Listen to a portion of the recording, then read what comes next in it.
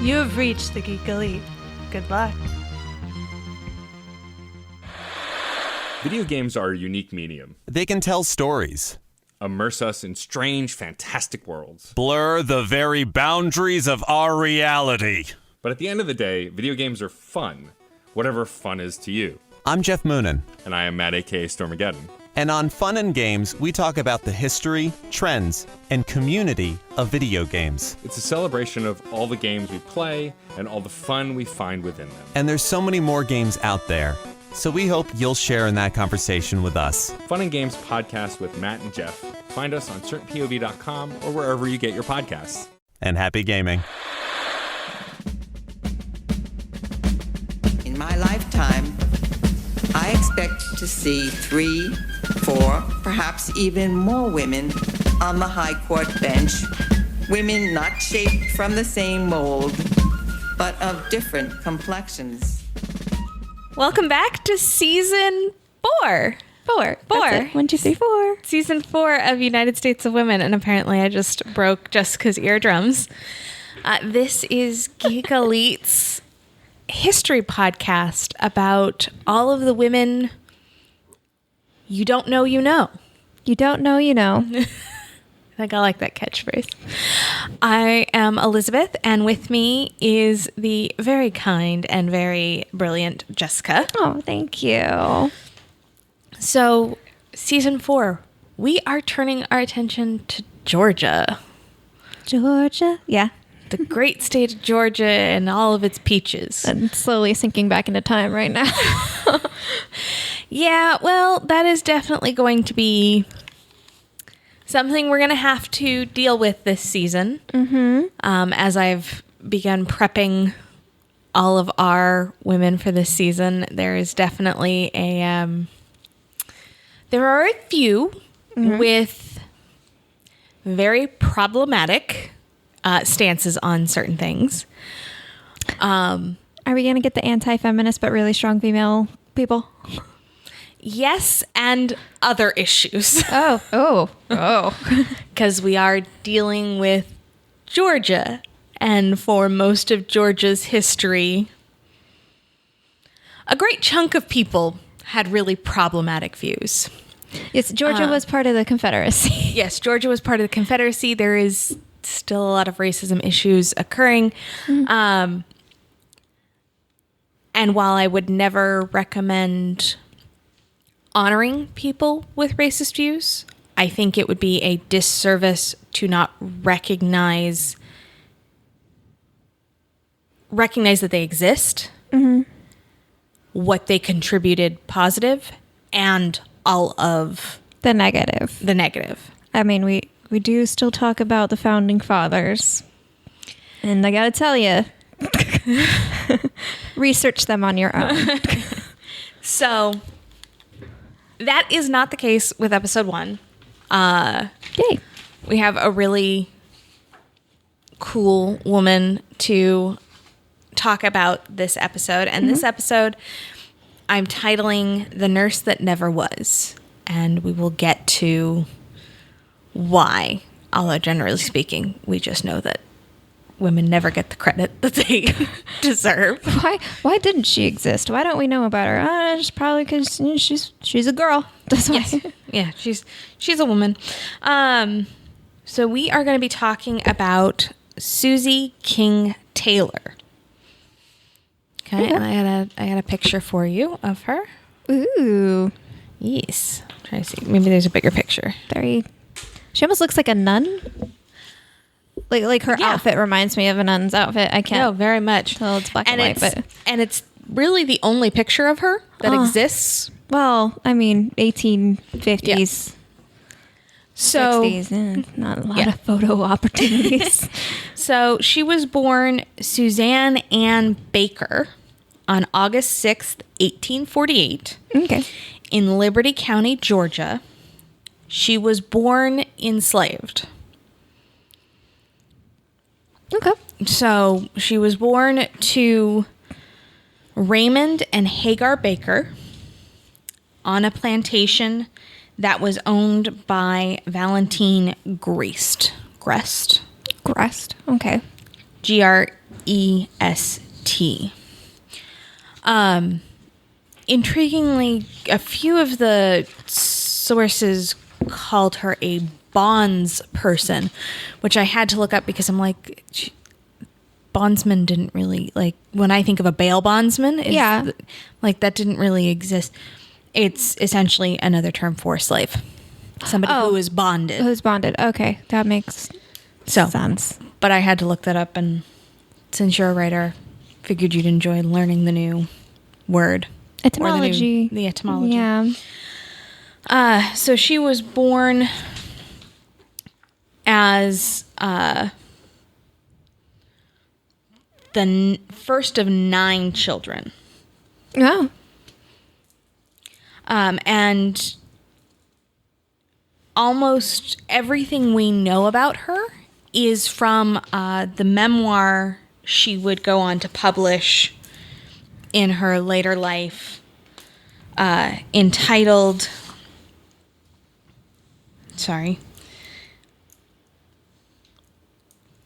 Reminiscence of My Life in Camp with the 33rd United States Colored Troop. Okay, so I see how she became a nurse there. Yeah. And I also see how she really would have been erased if she didn't write her own history. Yep. Nope. Exactly. So, when Suzanne was 7, her grandmother, who was a free woman, a free black, took her and one of her sisters. They got authorization from the Gists to take them to Savannah, Georgia, which is where she would grow up. I say grow up hesitantly because the Civil War broke out when she was 14, and I have a hard time treating a 14-year-old as an adult, but as you'll see, at 14, she was basically a full-grown woman. So yeah, she kind of had to be with the past that she had, though, too. Exactly. So Susie would spend the next 7 years in Georgia, or in Savannah, where her grandmother insisted that she get an education. Good. Now, here's the real problem. Uh-oh. At that time, it was illegal for African Americans to be educated. Right. They weren't allowed to read or write, which is just another way to easily control people, is to not let them educate themselves. So Susie's grandmother, whose name, because I think she's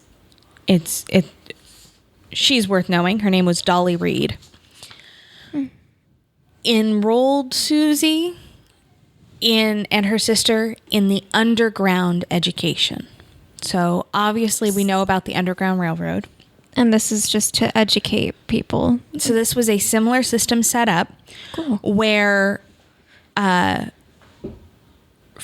free African Americans would have children come into their home and they would teach them, but in secrecy. So none of the kids could ever show up or leave at the same time as everybody else, and they had to hide their books when coming into the homes. So Susie was first taught by Mrs. Woodhouse, and then followed by Mrs. Mary Beasley. Susie showed such a great knack and brilliant mind that she then would also end up tutored by a white girl who she became friends with, named Katie O'Connor. Now, this is where a couple of my sources, the sources kind of deviate. O'Connor was either an educated girl because she was learning at a convent. Okay. And the tutoring stopped when she became a full member of the convent and then couldn't leave. Or she was just upper middle class and was well read, and the tutoring stopped because she was sent off to boarding school. So one of those occurred. So whether or not she was in a convent or went off to boarding school. Yes. Okay. Is open, is not completely known to history. But she did, all the sources state that she tutored Susie on top of what she was learning in the underground education. Cool. Additionally, Susie would take time to study and learn with her grandmother's landlord's son, the house that her grandmother rented. All of this led to her becoming, to gaining the ability to read and write. And prior to the Civil War, so while she was still 11, 12, 13, she would actually use those skills to help all of the enslaved and free African Americans in her community. One of the biggest things she did is she used to forge passes. So, as you'll recall from Water Dancer, those of you who haven't had a chance to run over to Jessica and I are on the Love of Pages podcast. And we did an awesome book several months ago now. Yeah. By Ta-Nehisi Coates called The Water Dancer. But at this time, for African Americans to be out at night, they had no protections unless they had a pass from a white individual. Yep. So she would forge and create passes for her community members to keep them safe should they be out after the nighttime bell rang. Which was something that the character in The Water Dancer also did. Correct. Then in April of 1862, just as the Northern troops were moving in towards Savannah, Dolly was arrested on charges of abolitionist. I'm not thinking of the word. It's not a riot. Protesting? No, she was stirring up abolitionist ideas. Recruiting? Yeah. Nope. Anyway, We're not gonna get there. she was basically saying, "Hey, look, the North is coming. We're gonna free all the slaves," and so she was arrested because people are awful. Which meant that Susie was then sent back to the Gist plantation in Liberty County, Georgia. Just a few months later, her uncle would sneak her and several of her siblings and his family out of the plantation, where they would be, where they made a break for it to St. Simon's Island and the Union Army that was stationed there. Because of their status and because of the Emancipation Proclamation not yet having been signed, they were considered, still awful to think about, they were considered essentially contraband. And so the Union Army had to hold them as property of the enemy. Since the Emancipation Proclamation hadn't happened yet. Yes. Yeah. So the commanding officer on St. Simon's Island was Lieutenant Commander Pendleton G. Watmagoo. Okay. I know that name. And arriving at St. Simon's Island, she ended up in front of him, where Susie impressed him so much with her knowledge and her education that at 14 he asked her to establish a school for the individuals that were being held on base. Okay. As essentially a refugee camp. And so at 14, she established the first free African American school in Georgia and became its first teacher. Wow. So during the day, she would teach all of the children in the camp, and at night, she would teach their parents. Huh. So during this time, we've now reached August of 1862. Captain C.T. Trowbridge arrived on St. Simon's Island because he had decided to try and create a regiment of African American soldiers. Mm-hmm. And so he started to recruit from the camp. Yeah. This included Susie and the man who would later become her first husband, Edward King, who became a black officer in the infantry. Oh, okay. She joined initially, her title was as a laundress. Oh, okay. Doing laundry. Doing laundry. Gotcha. For the regiment. However, as is common even now in wartime, but especially back then, she ended up kind of doing Everything. everything. Mm-hmm. For the first 7 months that this regiment was in existence, the soldiers were not paid because, again, no Emancipation Proclamation. Mm-hmm. So they were not paid. After the signing of the Emancipation Proclamation, they would end up getting their back pay and start getting paid. However, Susie never would because she was a woman. Yep. During this time... Did any female nurses get paid in the Civil War? So some of them would end up getting paid if they were formally hired as nurses. Ah, she was hired as a laundress. So we will get to that because that gets to one of her big accomplishments. Now, I'm going to say one of because there's a lot. Ooh. For starters, the fact that at 14 she's established a school. So during the war, she served as a laundress, as a machinist, as an armory, and then finally she was asked at one point to be a nurse. In particular, she was asked to treat an Edward Davis, who had contracted the variation of smallpox that you get after you've been immunized.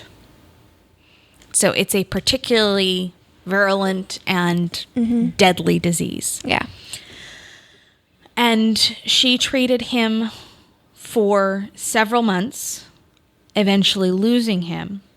However, because of her treatment and close proximity to him, she became immunized herself.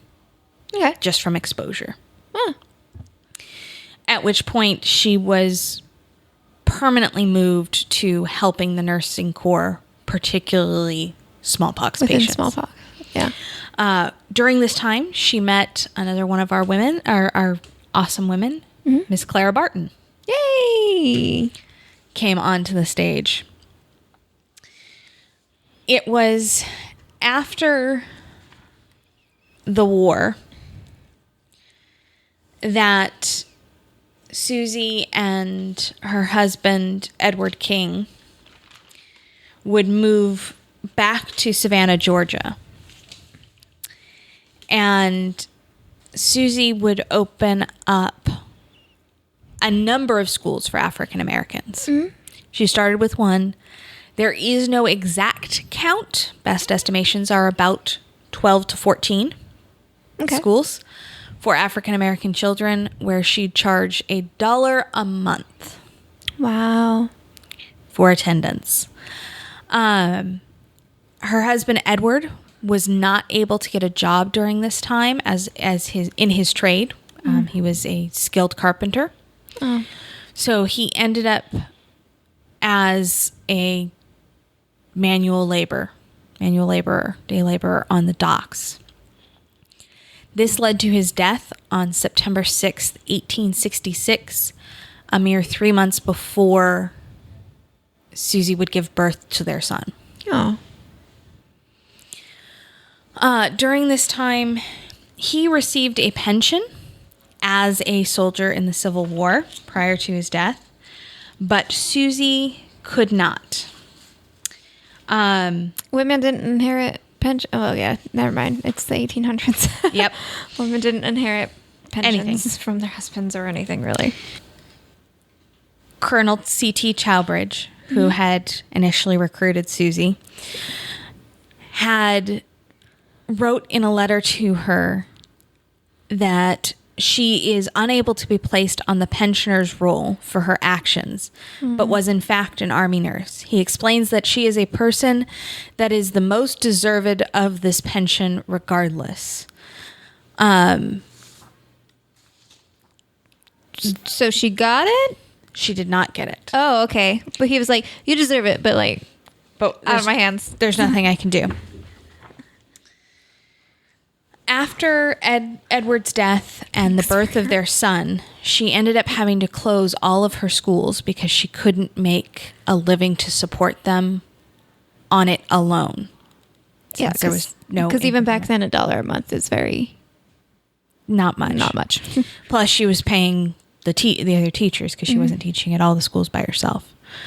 So she took a job as a domestic servant for a wealthy white family. Then in 1874, members of the family she worked for traveled to Boston and brought her with them. Okay. She was so enthralled in Boston and the near equality, particularly for the time, that blacks and whites had, that she decided to quit her job and stay in Boston. She continued to work for a short time as a domestic worker in Boston. And in 1879, she married her second husband, Russell L. Taylor, at which point she quit her job.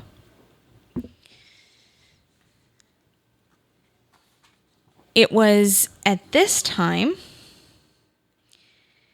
that she began the work of becoming a founding member of the Women's Relief Corps. Okay.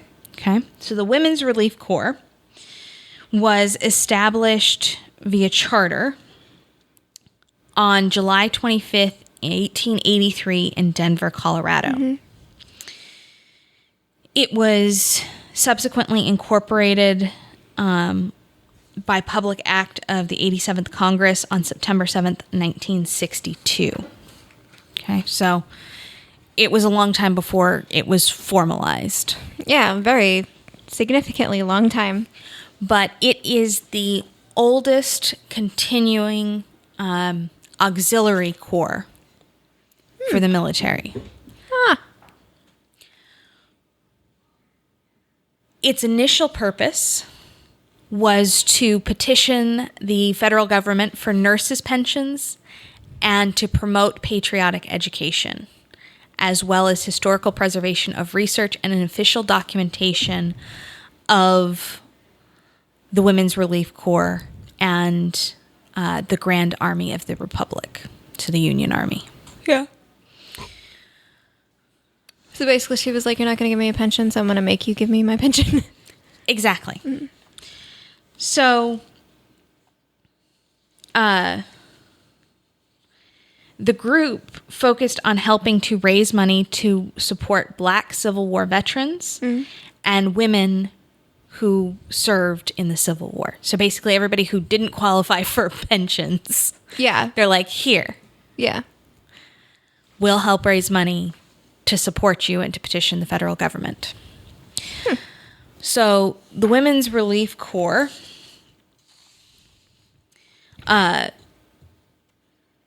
has a separate organization in basically each of the states, and most of the states have multiple. Susie became one of the founding members of Corps 67 in Boston, where she served first as a guard, so just a member and fundraiser, then secretary of the chapter, then treasurer, and then president. All right. To me, one of the most important things is this was not just an African American auxiliary group. It was, in fact, founded by Florence Barker, Katie Sherwood, Sarah Fuller, and Emma Hampton. Okay. Yeah. So this was primarily a white woman's world. And she still Climbed the ranks and climbed the ranks and took charge. Yeah. Because there were a lot of suffragettes and feminists that were not for black women gaining equality. So. Exactly. Exactly. It was originally a secret organization. Born in Massachusetts during the American Civil War. And starting in 1879, when it was first kind of thought up, the primary criterion for eligibility to become a member was loyalty to the Union cause. And membership was not restricted to residents of the Union states. So anybody, anywhere who supported the Union cause could be a member. Okay. Pretty straightforward and basic.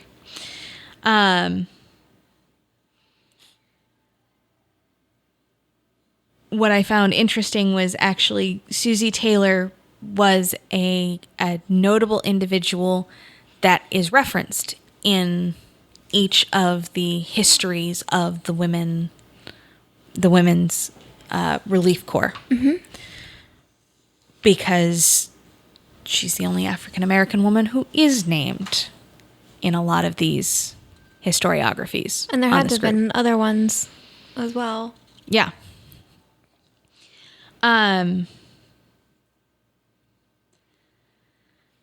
So they were required, each corps was required to write rules and regulations that would be approved by the national organization. And 3 objectives had to be met. Maintain true allegiance to the United States of America, teach patriotism, and teach love of country. So, I mean, definitely a propaganda machine. I mean, yeah. Are we entirely surprised? No. One of the biggest accomplishments of the Women's Relief Corps are obtaining pensions and helping raise funds for those in the Civil War who did not get pensions, and the establishment of Memorial Day. Oh, yeah. I get a day off. Thank you. We appreciate you. So, Susie would be an active member for most of the rest of her life. But in 1898, her son fell sick in Louisiana, where he was living at the time. Oh. And life comes full circle. She notes in her memoirs that when she returned to Louisiana, she was met with such racism that she was refused a sleeper ticket on the train back to Boston for her son, which was the only way that he could safely travel. Because she'd wanted to take him back to Boston to help cure him. Yeah. So instead, she had to stay in Louisiana to try and treat him.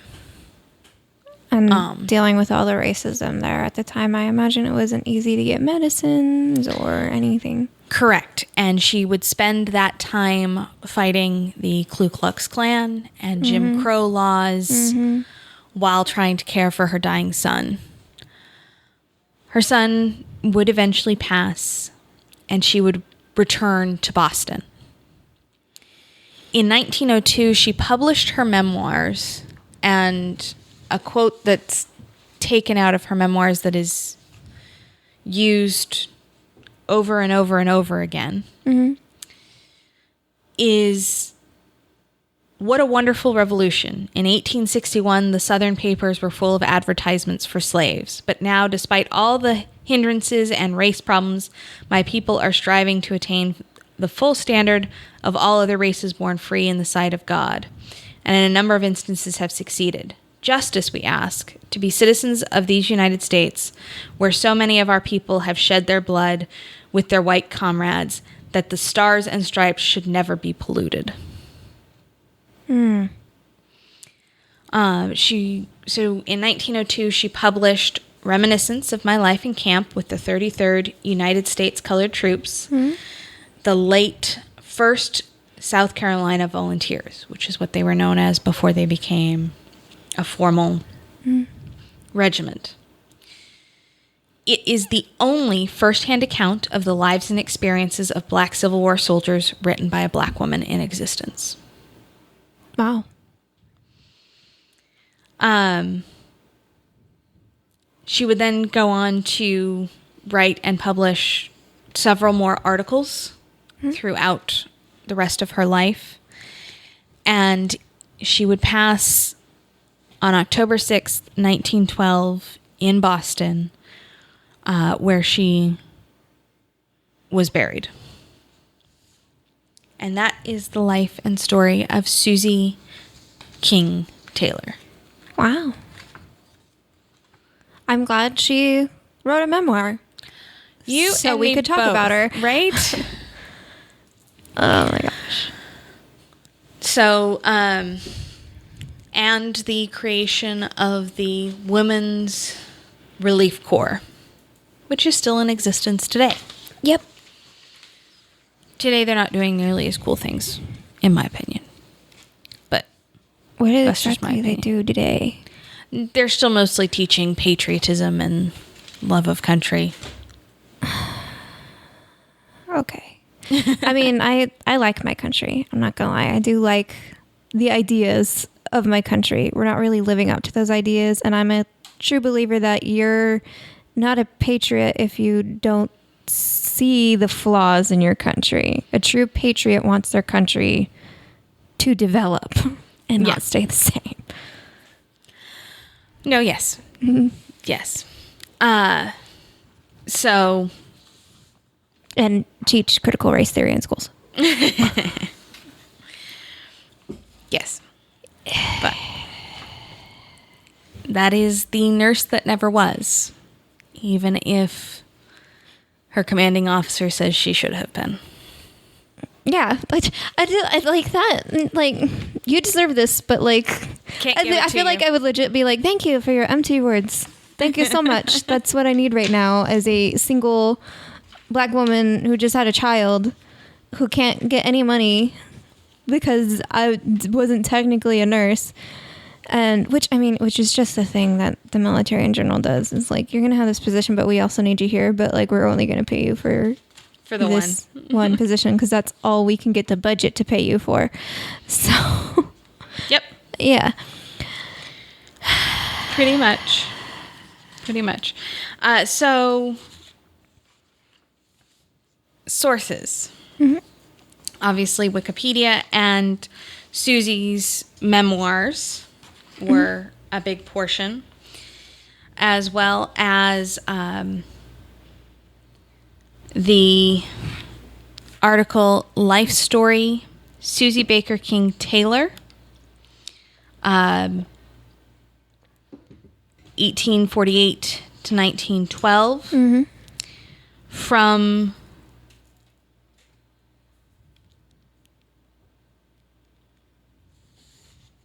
I lost my citation page. I love when I do that. From the New York Historical Society Library. Women and the American Story is their collection. For the Women's Relief Corps, their website and history, as well as the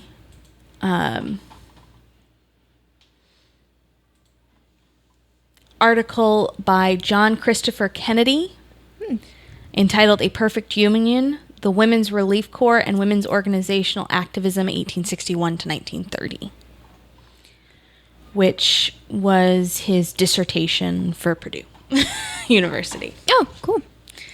So that had some good pieces. There's a lot of other organizations that I kind of bookmarked this because I'm like, that's going to keep coming up. That's going to be useful for other things down the road. I'm sure of it. All right. So that is Susie King Taylor.